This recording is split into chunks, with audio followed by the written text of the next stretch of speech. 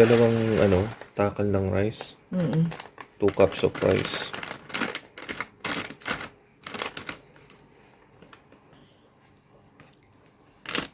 Sushi yun di ba? Calrose. Tapos kinakabalawan ng Hugasan. Hugasan naman. So, gagawa kami ng sushi. Ayan. Masarap na sushi. Homemade sushi.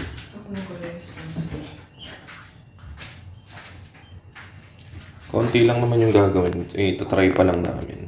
So, 2 cups of rice pa lang na calrose. Huhugasan namin to hanggang mawala yung white niya. Parang starch. Yan, hinuhugasan na namin yung rice. Alisin namin yung starch niya para malinis. Mga ilang hugas yan, Mami? Hindi ko alam, basta hanggang mag-clear yung tubig. So, hugasan yan hanggang mag-clear yung tubig. So, yung 2 cups daw, makagawa ng ilan yun? 5 piraso. 5 Pirasong nori yung nagagamit. So, kung mapapansin nyo, medyo clear na yung water. So, isa na lang, last na hugas na to. Then after nyan, iluluto na natin yung kanin. Kasi clear na siya kahit hinahalo. So, yung mga una hanggang 3 beses, medyo white pa siya. Pero ngayon, meron siya pero hindi na siya ganun kalabo. Yung water na ilalagay doon, may dagdag na 20%. So, yung 2 cups na rice, gano'ng karaming water? Ito 2 cups mo din, pero may dadagdag ka ng 20%. So, sabihin mo ng 25%. So, lalagyan na namin siya ng 2 cups of water, 2 and 1/4 cups. Susobrahan natin ng 20%. Yan kasi yung nakalagay sa instruction na 20%. yun yung nakalagay sa instruction. Yan. Para mas maganda yung pagkaluto ng rice. Para pagka iniikot na siya, hindi siya yung buhaghag. Tsaka may technique daw Tignan natin mamaya. Tignan natin si chef kung paano niya gawin yung masarap na sushi. So, yung gagawin namin, actually, with avocado ba, Mami? And mango. mango pala, mango. Mango, cucumber. Mango, cucumber, and carrots. So, crab mamaya. sticks. And crab sticks and tuna. Iinin na lang yung kanin, tapos i-steam muna natin yung crab sticks. Tsaka tuna. Ilang minuto yan? Steam mo lang sandali. Ikaw na tansyahin mo lang.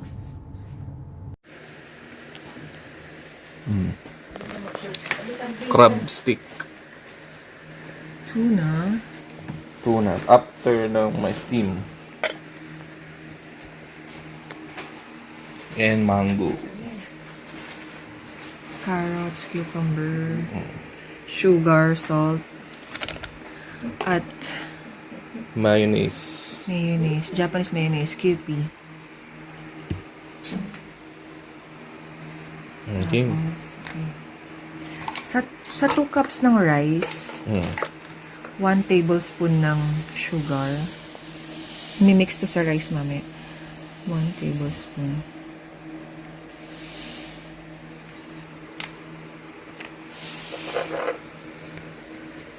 Tapos, 1 tablespoon ng salt. 1 tablespoon. Salt. Then, ito yung rice. Calrose rice. 1 tablespoon ng sugar at salt. Ayan. 1 tablespoon pareho. 1 tablespoon na Tapos, 5 tablespoons ng rice vinegar.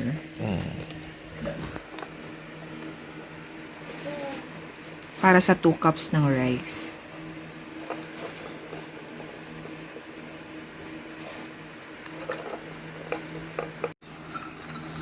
Ayan na, na-dilute na siya. Lychee. Minimix na. Diluted na yung sugar tsaka yung salt. Meron pa rin konti, pero pwede na yan. Then, Tapos pala yung lalagyan ng rice na nahaluan ng vinegar, mas okay siya kung hindi sa metal kasi mag-iba yung lasa. Kailangan yung ganito lang. Ganitong or sa plastic container. Or ano. Tapos, imimix mo yung... imimix natin ng dahan-dahan. Huwag masyadong mahalo kasi para hindi madurog, madurog yung rice. Dahan-dahan lang hanggang Gano'ng sa katagal mamix siya lang. ibababad sa Gano'ng katagal? Wala namang tagal. Basta mababad malagay mo lang. lang siya, oo. Para magkalasa. Oo. Tapos mix mo lang siyang ganyan. Dahan-dahan lang. Ito yung 2 Basta cups matanggal ng na yung rice buo-buo. na calrose. Tapos sinalo niya na yung vinegar tsaka salt. She, what are you doing? Ayan na siya, mix na. Tapos set aside muna hanggang medyo Parang naging oily siya. Ihalo-halo mo lang siya ng mamaya-maya para lumamig siya. Matabi na natin. So next step, Mag-i-slice na tayo ng mga ilalagay natin. katulad ng Mango, crab ito, sticks, crab stick, tuna, steamed tuna, steamed crab stick, carrots, and mango, and cucumber. Yan. Ni-slice niya na yung cucumber. Ganyan lang siya kanipis talaga. Maliliit nga lang dapat. Kasi madami tayong ilalagay. So next, ni-slice na yung mangga. Just small. Manipis lang. Mahal kasi mangga dito sa Qatar. 40 reals. So nasa magkano yun sa peso? Mga 250 plus. 40 reals, Dad. Per kilo ka mo. Hindi 30, sabagay. Ano ba talaga? 38. Ni-round off mo eh. Ganun na rin nga yun. Pero galing kasi itong Pinas. Kasi yung mga mangga dito, ano ba lasa? Parang may pagka Lasang gamot. apple mango yung lasa. Parang lasang gamot siya. Iba pa din yung galing sa Pinas talaga na kalabaw. Next yung crab stick. Ini-slice ko to sa kalahati kasi sobrang taba niya. So babasain natin to para lang. hindi siya Dumikit. para hindi siya dumidikit ba pagka... Dumidikit siya pag tuyo siya. Pag siya. Tuyo yung knife.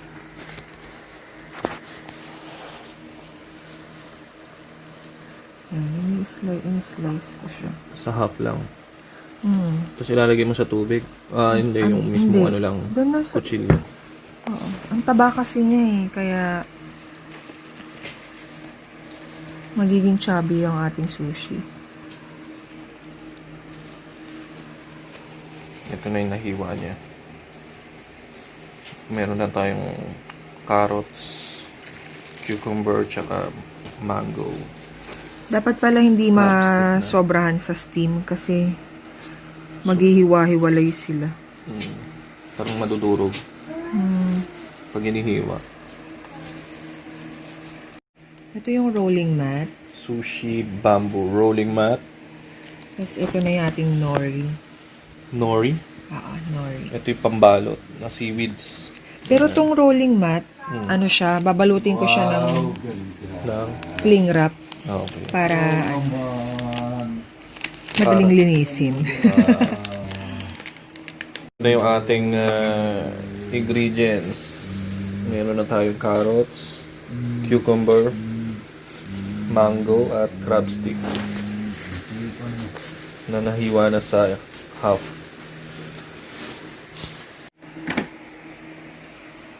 Nabalutan na ng cling wrap para mas madali siyang gamitin pagka sa susunod gamit. Ayan. So, we will start the process now. Tapos, yung shiny part ang sa labas. Ngayon, nasan ba yung shiny Parang dito? parehas lang siyang shiny. Parang shiny. Wala bang mas shiny? Ayan, mas Ito, mas shiny shiny to. Yan.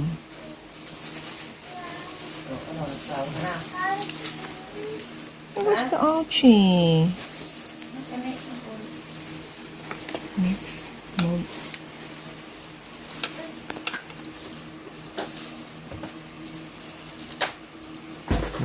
Makikijoin si Lychee.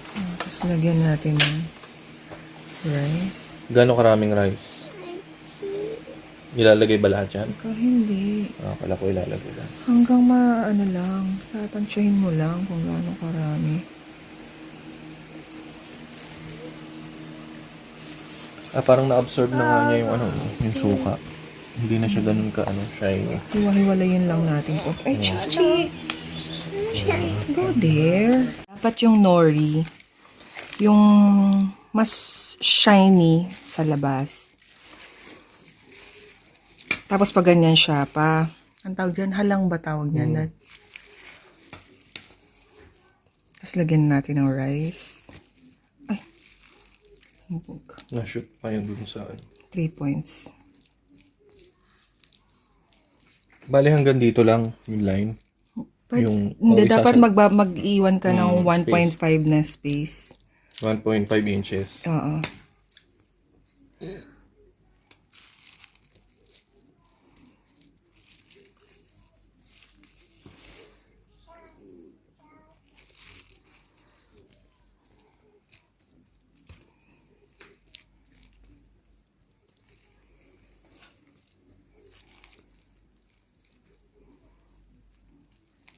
Pero medyo malaki yung iniwan ko kasi di ako marunong mag-roll.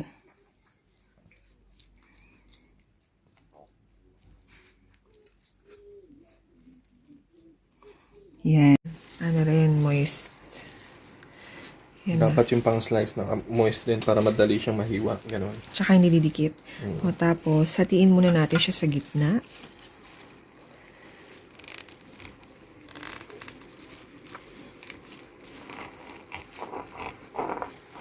Yan. Tapos, Pakita mo nga yung loob. tapos, hatiin pa sa dalawa to.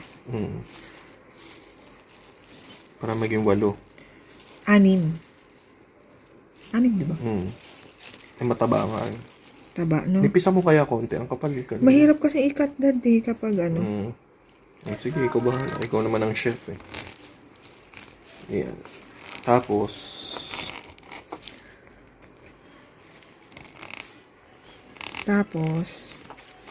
kainan na.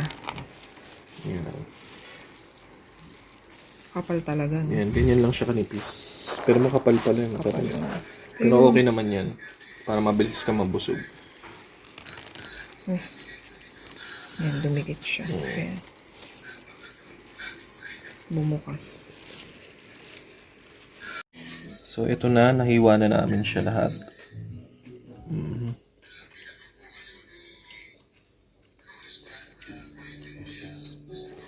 So, gagawin natin. Siyempre, meron tayong chopstick. Titikman natin. So, meron na tayong kikuman. Titikman natin kung masarap. Sarap!